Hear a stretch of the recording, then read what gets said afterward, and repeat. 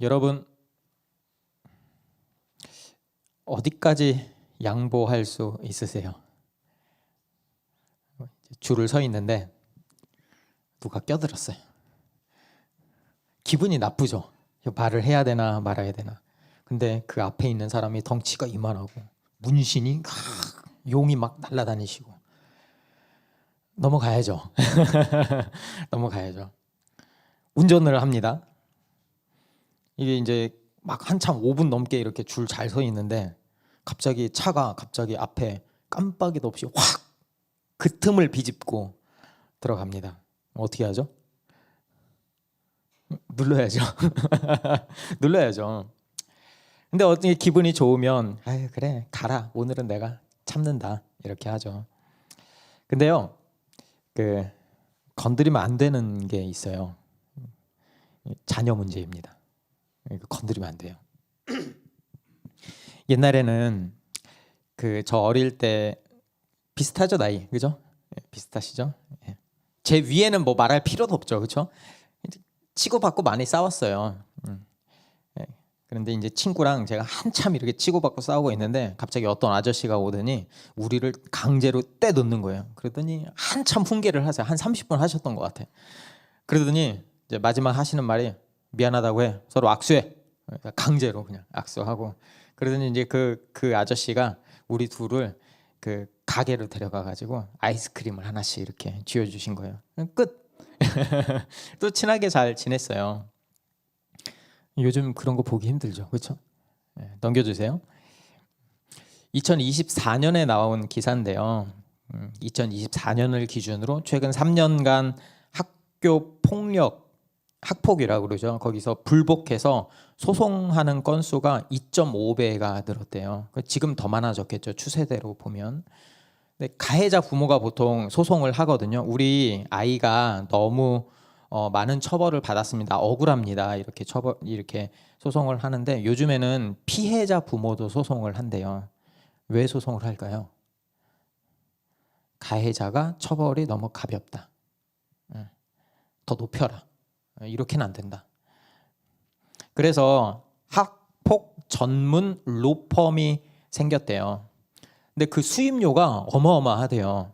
수임료가 건당 수천만 원에 달한다고 하거든요. 근데 시장이 계속 이렇게 커진대요. 이제 강남이나 이런 데 보면 요즘에는 이제 생기부라고 하죠. 맞죠? 생기부에 학폭입니다. 그래서 이제 등급이 이렇게 있더라고요. 근데 그 등급이 4등급인가 이상 되면 이제 대학도 못 가요.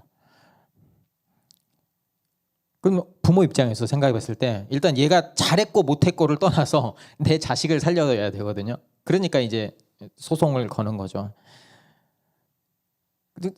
수천만 원이 큰 돈인데 자녀를 유치원 때부터 고등학교 때까지 이 들인 돈에 비하면 그건 수억이거든요. 비교가 안 되는 거예요. 그리고 미래까지 담보를 하잖아요.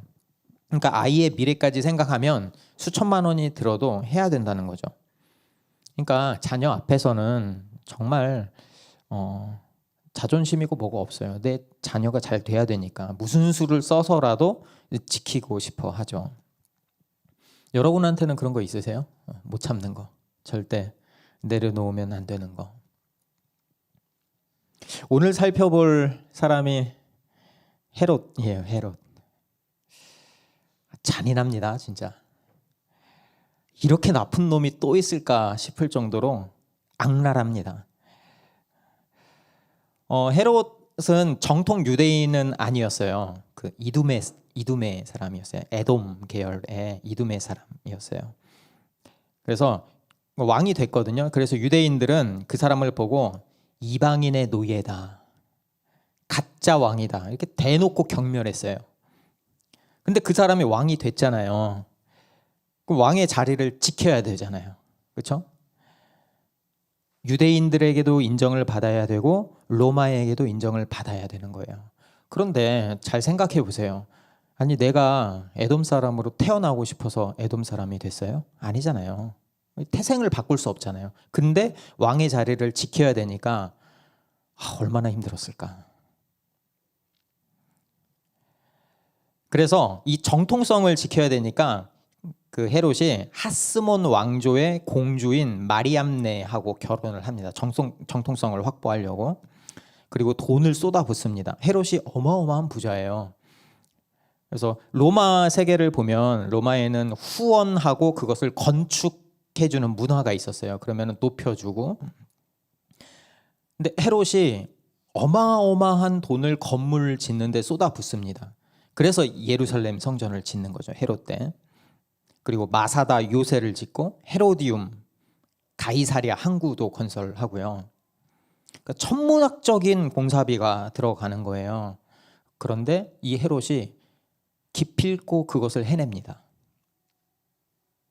그리고요, 자기의 왕위를 위협하는 거는 가차없이 처단합니다. 이 사람이 얼마나 잔인한지 제가 말씀을 드릴게요. 장모를 죽입니다. 벌써 하시면 안 돼요. 네, 아내도 죽입니다. 아들 셋도 처형합니다. 자기 왕권을 위해서. 그래서 로마 황제, 그때 로마 황제인 아우구스투스가 이 헤롯을 보면서 이렇게 말했다고 해요. 헤롯의 아들이 되느니 차라리 그의 돼지가 되는 게 낫겠다. 그렇게 적혀 있어요. 어마어마하지 않습니까? 헤롯의 입장에서 생각해 보면 이 왕을 포기할 수 없는 거예요. 그런데 문제가 1절이죠. 헤롯 왕 때에 이렇게 시작해요. 이 1절이 하필 그때 베들레헴에서 예수가 태어났다고 딱 한 줄 이렇게 딱 적혀 있어요. 그리고 동방에서 박사들이라는 사람들이 와가지고 헤롯한테 물어보는 거예요. 유대인의 왕이 어디 있습니까? 이게 말이 돼요? 그러니까 이거 말 자체가 안 되는 거예요. 이 성경을 읽어보면. 이 헤롯한테 이 얘기를 들으면 그냥 단순한 소식이 아니죠. 청천벽력이죠. 아니 버젓이 내가 지금 왕으로 있는데 유대인의 왕을 찾는다는 거죠. 말이 안 되죠. 이게 난리가 났습니다. 그래서 성경이 이렇게 기록해요. 3절에 헤롯 왕은 이 말을 듣고 당황하였고, 개역 개정이 더 정확해요. 소동하였다. 소동한지라. 온 예루살렘 사람들도 그와 함께 당황하였다. 소동한지라. 다 같이 소동한 거예요. 여기서 소동했다는 말이 공포와 두려움에 떨었다는 얘기예요. 얼마나 두려웠고 얼마나 떨렸을까. 그런데 이상하잖아요. 그런데 그 헤롯이 떤 건 알겠는데 왜 예루살렘 사람들도 같이 떨었을까요? 헤롯 싫어했잖아요. 그러니까 헤롯이 제거되면 좋은 거 아니에요? 새로운 왕이 나면? 헤롯이 얼마나 포악한데. 근데 잘 생각해 보면 떤 게 당연해요. 왜냐하면 경쟁자가 나타나면 거기 피바람이 불 거예요. 지도층에서 경쟁자가 나타나면. 이미 가족까지 다 죽여버린 늙은 독재자입니다. 그런데 새로운 왕이 나타났다. 누가 죽을지 몰라요, 솔직히. 그러니까 우리가 이제 1인자, 2인자 이렇게 싸우면 그냥 둘이서 싸우는 걸로 끝나는 게 아니고 그 피해가 대부분 백성들한테 가요. 백성들한테. 그러니까 무서운 거예요. 헤롯의 입장에서 이 동방박사 어떻게 처리해야 될까요? 동방박사. 뭐 해석의 여지는 많이 있지만 확실하지 않기 때문에 제가 그걸 말하진 않겠습니다. 저라면 당장 잡아다가 고문을 하고 이 내란 선동죄라는 이름을 딱 붙여가지고 처단할 것 같아요. 그럼 깔끔하잖아요. 그런데요, 그러면 하수예요, 하수. 제가 프로젝트를 할 때 일을 정말 잘하는 사람이 있어요. 저도 자존심이 있어서 웬만하면 이 사람 일 잘한다 이렇게 말 안 하거든요. 근데 제가 봐도 진짜 탁월한 거예요. 물불을 안 가리는 거예요. 그런데 그 사람의 특징이 몇 가지가 있는데 밑에 사람이 누가 쓰러지던 말던 신경 쓰지 않습니다. 그렇게 하니까 성과를 인정받아요. 사람들이 싫어하죠. 근데 상관하지 않아요. 걸림돌이 되면 가차없이 쳐버립니다. 피도 눈물도 없이. 그런데 제가 그분을 관찰하다가 하나 알게 됐어요. 그분의 확실한 한 가지, 어떻게 일해야 되는지 알아요.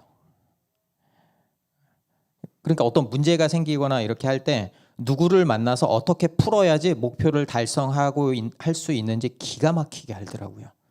거기에 이렇게 까더라고요. 그런 사람이 성공해요. 네. 헤롯이 그래요. 헤롯이. 지금 헤롯한테 가장 중요한 게 뭐죠? 왕 자리를 지키는 거죠.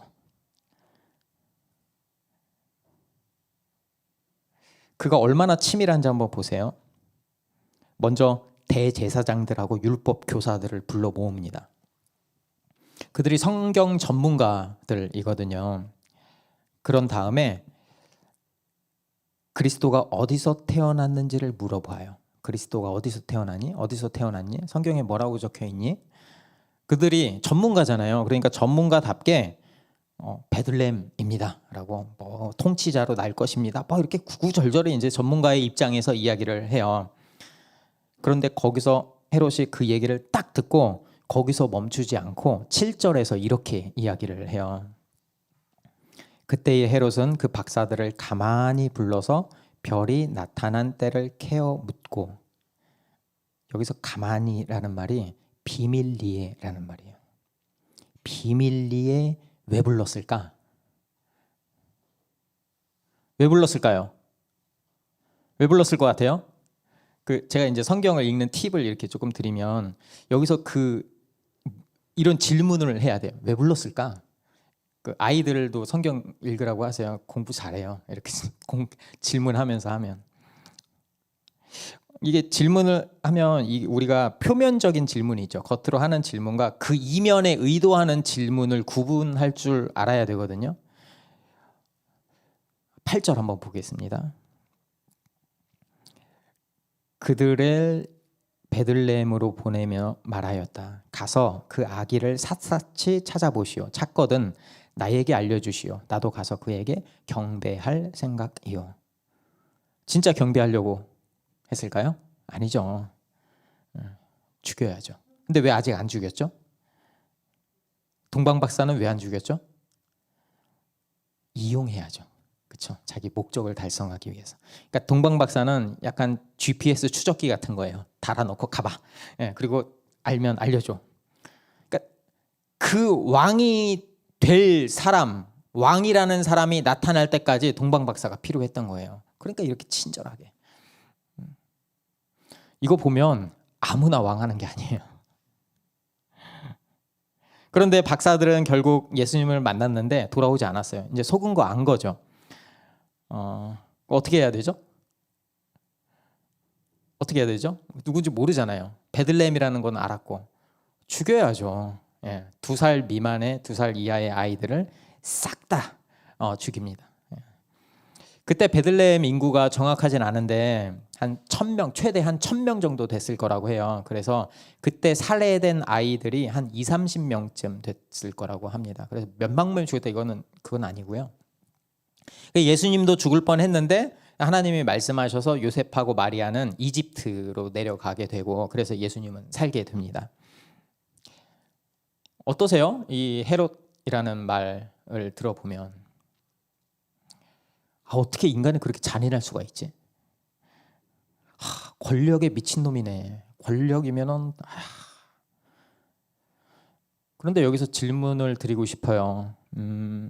이 잔인함이 남의 얘기일까? 정말 나와는 상관없는 이야기일까? 만약에 내가 왕 자리에 앉아 있는데 누군가가 나타나서 내가 진짜 왕이다 라고 한다면 제가 네, 알겠습니다. 진짜 왕이 오셨군요 하고 다 내려놓는다는 얘기거든요. 할 수 있으세요? 우리 애만 건드려도 지금 폭발하는 마당에 불가능해요. 하늘 아래 왕이 둘일 수는 없어요. 이거는 타협할 수 있는 게 아니거든요.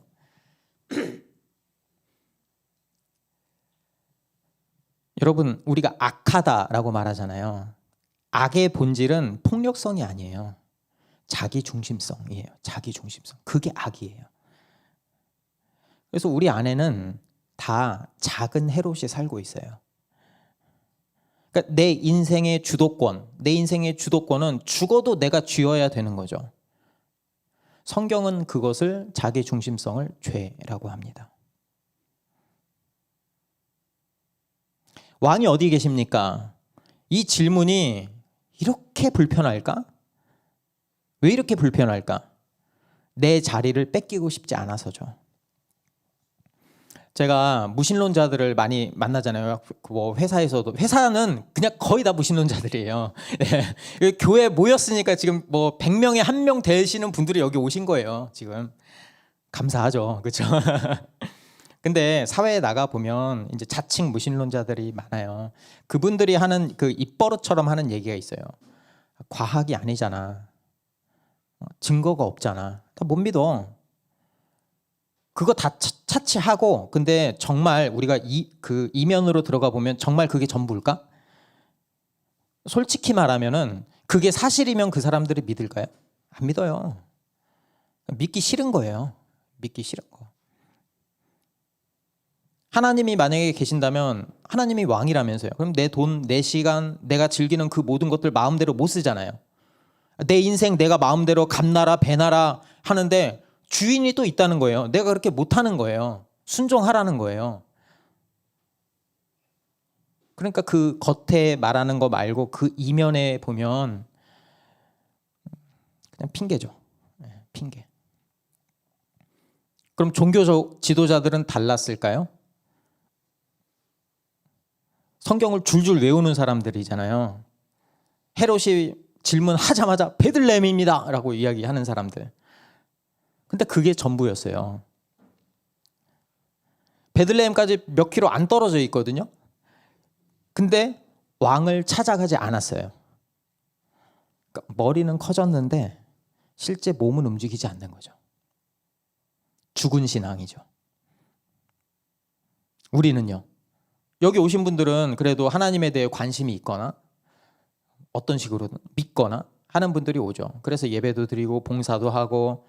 그런데요, 저도 보면 종종 우리가 하나님을 비서처럼 부를 때가 있는 것 같아요. 제가 헌금도 했고 봉사도 했고 기도까지 했으니까 이제 복 내놓으세요. 복 주세요. 복 주셔야죠. 제가 이만큼 했는데. 저 잘 돼야 되죠. 하나님한테 계산서를 들이미는 거죠. 그리고 안 되면 내 생각대로 안 돼. 내 생각대로 일이 안 되고 내 생각대로 가정일이 안 되고 내 생각대로 되는 게 하나도 없어. 그러면 하나님께 분노하는 거죠. 왜? 내가 왕이니까. 하나님은 내 고용주인데 내 뜻대로 감히 움직이지 않으니까 괘씸한 거죠. 우리 안에 여전히 작은 헤롯이 살고 있습니다. 내 인생의 주인이 내가 되기 싫어하는 사람이 있을까요? 없을 것 같아요. 내가 마음대로 결정하고 내 뜻대로 살고 싶고 어쩌면 그게 행복이 아닐까 싶기도 해요. 그런데 이제 묻고 싶은 거죠. 이 왕관의 무게를 과연 우리는 감당할 수 있을까라는 질문이 있는 거죠. 왕이라는 말이 멋있는데요. 그런데 그 실체를 들여다보면 왕국의 왕이라는 것은 책임지는 자리에 있다는 거예요. 그럼 내가 왕이면 나의 인생, 나의 자녀, 나의 그 모든 미래까지 내가 책임져야 된다는 거예요. 그런데 그것을 감당할 수 있느냐라고 질문을 하는 거죠. 당장 5분 뒤에 지금 30분이니까 35분에 무슨 일이 일어날지 우리가 알 수 있을까요? 몰라요. 제 주변에 일하면서 심근경색, 갑자기 사고가 나서 돌아가신 분들 많이 봤어요. 5분만 일찍 알았으면 살았을 거예요. 5분만 일찍 알았으면. 그러니까 마치 이런 거죠. 운전대를 내가 잡았는데 브레이크가 고장 난 거예요. 그걸 몰고 있는 거예요. 그러니까 두렵죠. 미래가 두렵죠. 내가 이렇게 살아야 되나? 살 수 있나? 그러다가 우리는 다 죽잖아요. 그렇죠? 죽게 되면 그때 내가 들고 있던 가짜 왕 끝나는 거죠. 평생을 쌓아 올린 돈, 명예, 자녀라는 왕국 다 소용없죠. 죽는데 뭐. 왕관이 강제로 벗겨지는 거죠. 그걸 보면 우리는 가짜 왕이에요. 가짜 왕. 오늘 이야기를 보면 크리스마스는 진짜 왕이 세상에 오셨다라는 메시지를 하고 있거든요. 근데 이 왕의 등장이 충격적이에요. 우리의 상식적으로 생각하면 왕이라면 마땅히 왕궁에서 나와야 하고 그리고 강력한 군대를 이끌고 와야 되는 거죠. 우리가 상식적으로 생각하면 그렇죠. 화려하고 멋있고. 성경에서는 그 왕이 2번 오신다고 해요. 2번째 올 때는 그렇게 오신대요. 2번째 재림이라고 하죠. 2번째 오실 때는 심판주로 오신다고 해요. 그때는 세상의 모든 악을 다 끝장내고 가짜 왕들을 심판하실 거래요. 그런데 첫 번째 올 때는 달라요. 왕궁이 아니라 구유에 누워 있죠. 그리고 그 아기를 보면 엄마젖이 없으면 당장 생존할 수 없는 그 연약한 아기의 모습으로 온 거죠. 왜 그렇게 오셨을까요? 왜 그렇게 왔을까요? 만약에 처음부터 심판하는 구세주로 왔다면 내가 왕이라고 우겼던 저희는요, 살아남을 수가 없죠. 그러니까 왕은 둘이 있을 수 없잖아요. 그러니까 반역하면 오직 이제 죽는 것뿐이거든요. 근데 우리가 그 죄값을 치를 능력이 없는 거죠. 그러니까 성탄은 심판이 아니라 구출 작전입니다. 구출 작전. 죽을 수밖에 없는 반역자들을 위해서 왕이 스스로 낮아지신 사건입니다. 그래서 예수님의 이 태어남은 태어날 때부터 죽음을 향해 있어요. 가짜 왕인 내가 썼던 그 저주의 왕관을 진짜 왕이 대신 짊어지러 오셨기 때문이죠. 그래서 예수님은 말씀하시는 거예요. 네가 감당할 수 없는 그 인생, 네가 책임질 수 없는 인생, 내가 책임지겠다. 네가 받아야 할 그 죽음의 대가를 내가 대신 받아주겠다 라고 오신 사건입니다. 그게 성탄절이에요. 진짜 왕이 오셨는데 그 진짜 왕이 나를 살리기 위해서 오셨다? 여러분, 그 사실이 믿어지면 우리가 동방박사처럼 반응하게 됩니다. 그게 10절이에요. 그들이 그 별을 보고 무척이나 크게 기뻐하였다. 이 한글이 좀 안타까워요. 영어가 훨씬 낫거든요. 영어 공부 열심히 해야 돼요, 우리가. 네. Rejoiced with exceedingly great joy. 아주 최상급 다 써놨어요. 기뻐하고 기뻐했는데 그것도 아주 미친 듯이 격렬하게 기뻐했다. 이 뜻이에요. 대한민국 월드컵 4강 갔을 때 기억하세요? 저 그때 군인이었거든요. 안타까워요. 온 국민이 그때 휴가 한번 나갔어요. 온 국민이 거리로 쏟아나서 미친 듯이 소리 지르면서 기뻐했죠. 근데 박사들의 기쁨은 거기에 비할 바가 아니에요. 드디어 왕을 만났다는 그 확신, 그 벅찬 감격에 그 뭐 자존심이고 뭐고 없는 거예요. 얼마나 기뻤으면 저렇게 썼겠어요. 그리고 그 기쁨이 어떻게 이어지는지 한번 보겠습니다. 11절입니다. 같이 한번 읽어볼까요? 시작. 그들은 그 집에 들어가서 아기가 그의 어머니 마리아와 함께 있는 것을 보고 엎드려서 그에게 경배하였다. 그리고 그들의 보물 상자를 열어서 아기에게 황금과 유향과 몰약을 예물로 드렸다. 그들은 예수를 보고 엎드립니다. 그러니까 내가 왕이 아니고 이분이 왕이라는 복종의 표시이거든요. 무릎을 꿇은 게, 엎드린 게. 그리고 망설임 없이 보물 상자를 엽니다. 그리고 황금과 유향과 몰약을 드립니다. 요 황금과 유향, 몰약 뭐 각각을 살펴봐도 좋지만 요 세 개가 뭘 뜻하는 거냐면은 왕에게 바치는 예물이라는 의미예요. 그러니까 왕이라는 말이죠. 당신이 진짜 왕입니다. 나는 아닙니다. 그게 경배입니다. 경배하였다. 영어로 말하면 worship, 다시 한글로 바꾸면 예배. 경배하였다. 예배하였다. 여러분, 예배는 나의 보물 상자를 여는 거예요. 내가 그토록 움켜쥐고 있던 것들 있죠. 돈이 될 수도 있고 시간이 될 수도 있고 내 고집일 수도 있고 그 어떤 것, 나의 그 핸들을 그분의 발 앞에 내려놓는 거예요. 그리고 그 왕께 나의 모든 것을 이양하는 거예요. 예. 그게 진짜 예배입니다. 지금 우리의 모습은 어떤가요? 여전히 내 뜻대로 안 된다고 투정하고 있지는 않습니까? 그런데 놀라운 건 주님이 그런 우리를 보고도 너 안 되겠다. 가차없이 치지 않았다는 거예요. 친히 이 땅 가운데 오셨다는 거예요.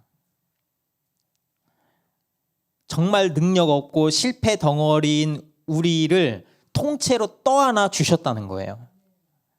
그리고 나를 살리기 위해서 자신의 생명을 아낌없이 던지셨다는 거예요. 그리고 영광스러운 그 하나님 나라의 상속자로 삼아 주셨다는 거예요. 이게 압도적인 사랑 아닙니까? 여기서 무슨 계산이 더 필요할까요? 이 압도적인 은혜가 무엇인지 우리가 발견할 때 우리가 할 수 있는 반응은 딱 하나예요. 감사. 억지로가 아니죠. 압도적인 진짜 왕을 만나면 나의 그 알량한 왕관을 내려놓을 수 있어요. 내가 내려놓고 싶다고 내려놓아지는 게 아니에요. 진짜 왕을 만났을 때 내려놓을 수 있거든요. 내 왕관 따위 미련 없이 벗어 던지는 것, 그게 진짜 예배입니다. 그렇게 되면 삶의 방식이 바뀔 수밖에 없어요.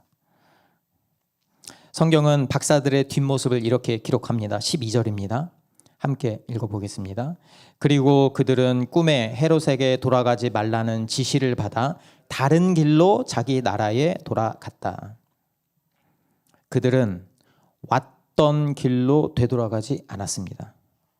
다른 길로 돌아갔어요. 여러분, 예수라는 진짜 왕을 만난 사람은 삶의 방향이 바뀔 수밖에 없어요. 그리고 바뀌어야 돼요. 더 이상 헤롯의 길로 돌아가면 안 됩니다. 세상은 계속 유혹할 거예요. 윽박지를 거예요. 강압적으로 나올 거예요. 야, 네 왕관 써야지. 그 무게는 네가 견뎌야지. 지금 필요한 거잖아. 네가 원하는 거잖아. 강요할 거예요. 그런데 우리는 그 길을 거부할 수 있어야 돼요. 어떻게? 더 큰 가치를 발견할 때. 종교자 지도자들의 길도 저희가 가면 저희가 그 많이 빠지는 오류 중에 하나가 종교 지도자의 길로 가는 것도 있거든요. 머리로는 알고 있는데 가슴이 차가워. 죽은 신앙이죠. 거기도 우리가 가면 안 돼요. 압도적인 그 은혜를 경험한 사람은 지난주에 말씀드린 것처럼 예수가 낮아지신 것처럼 우리도 낮아지는 거예요.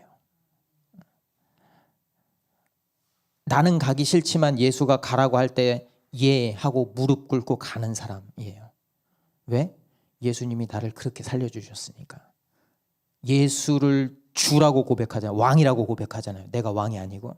왕이라고 고백하는 사람은 왕이 가 할 때 우리도 가는 거예요. 때로는 이해가 안 될 수 있어요.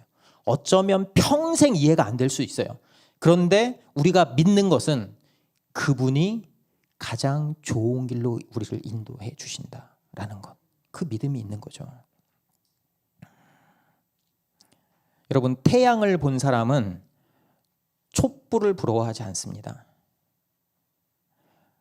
진짜 왕의 영광을 본 사람은 더 이상 세상의 그 화려함을 부러워하지 않아요.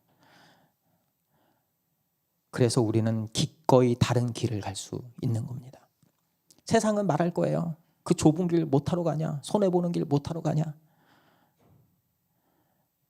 그 사람들 몰라서 그래요. 몰라서. 우리에겐 그게 가슴 벅찬 영광의 길입니다. 왜냐하면 진정한 왕이신 예수님과 함께 걷는 길이 그 길이거든요. 생명을 살리는 길, 함께 그리스도 이름 부르며 걸어가는 길. 여러분, 이게 성탄의 참된 의미입니다. 우리 함께 이 영광스러운 제자의 길을 걸어가지 않겠습니까? 함께 찬양하면서 기도의 자리로 나아가겠습니다.